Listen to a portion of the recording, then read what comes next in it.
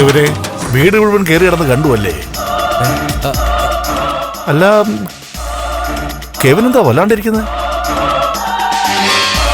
ആരെങ്കിലും അന്വേഷിക്കുകയാണോ? അങ്ങനെയൊന്നുമില്ല. ഒറ്റയ്ക്കിരുന്ന് ബോറടിച്ചപ്പോ വീടൊക്കെ ഒന്ന് കാണാൻ വേണ്ടി. എന്നിട്ട് വീടൊക്കെ നന്നായിട്ട് കണ്ടോ? കണ്ടു. ഇത് വളരെ പഴക്കമുള്ള വീടാ കെവിനെ. അന്വേഷിച്ചാൽ ചിലപ്പോ അറിയാൻ പറ്റും. പിന്നെ ഞാനും ഒരുപാട് പഴഞ്ചനാ. എസ്തപ്പാന്റെ വീട്ടില് പുറത്തുനിന്നും ആരും അങ്ങനെ ധൈര്യമായിട്ട് കയറി ഇറങ്ങാറില്ല. 8 കൊലക്കേസാ എന്റെ പേരിലുള്ളത്. പുലിപ്പാറ എസ്തപ്പാനെന്ന് കേട്ടാൽ ആരും ഒന്ന് പേടിക്കും. സത്യം പറഞ്ഞാൽ കെവിൻ വന്നപ്പോൾ ആദ്യം കരുതിയത് ആ ഋഷിയെ തിരക്കി ആരോ വന്നെന്നാ. ഏത് ഋഷിയാണെന്ന് മനസ്സിലായോ? ഇല്ല. ഏത് ഋഷി? ആ അരുന്ധതിയുടെ മകൻ ഋഷിയെ.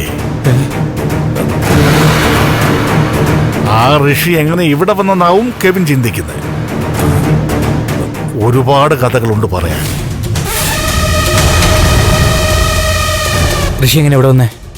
ആഹാ, ഋഷിയെ കുറിച്ച് അറിയാൻ വലിയ ഉത്സാഹം പോലെ.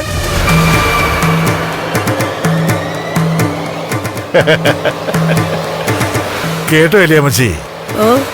ഇദ്ദേഹത്തിന് ആ ഋഷിയെ കുറിച്ച് അറിയാൻ വലിയ താല്പര്യമാ. ഫസ്റ്റ് ഋഷിയെ കുറിച്ച് തിരക്കി വന്ന ഒരു വേട്ടാവാളിയനെ 2 ദിവസം മുമ്പ് എസ്തപ്പാൻ ചവിട്ടിക്കുട്ടി അങ്ങ് ആശുപത്രിയിലാക്കി. അവന്റെ 2 കാലും ചവിട്ടി ഓടിച്ച്. അറിയണോ അവനെ കുറിച്ച്? എനിക്കൊന്നും അറിയണ്ട.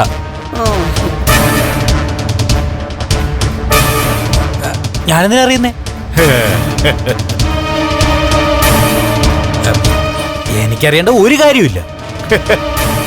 ഞാൻ നോക്കുമ്പോഴേ ഈ കെവിൻ ഓരോ മുറിയും കയറി ഇറങ്ങി പരിശോധിക്കുക. ഞാൻ കരുതി നന്ദൻ സാറിനെയോ കാണാതെ ഋഷിയൊക്കെ അന്വേഷിക്കുകയാണോ? ഏയ് അല്ല, പറഞ്ഞില്ലേ ഞാൻ വീടൊക്കെ ഒന്ന് കാണാൻ വേണ്ടി കയറിയതാ. അങ്ങനെ തന്നെ ആയിരിക്കും എസ്തപ്പാനെ. മറിച്ചാണെങ്കി എസ്തപ്പാൻ വെട്ടി തുണ്ടാക്കുമെന്ന് കെവിൻ അറിഞ്ഞൂടെ? അല്ലേ കെവിനെ? എന്റെ എലിയമ്മച്ചി ഇങ്ങനെ ഓരോന്ന് പറഞ്ഞ് പേടിപ്പിക്കാതെ. ഞാൻ പേടിപ്പിച്ചല്ല, കാര്യം പറഞ്ഞതാ. മോൻ പേടിച്ചോ? വന്നാട്ടെ, ചായ കുടിക്കാം. വാ ചെന്ന് ചായ കുടിക്കുക.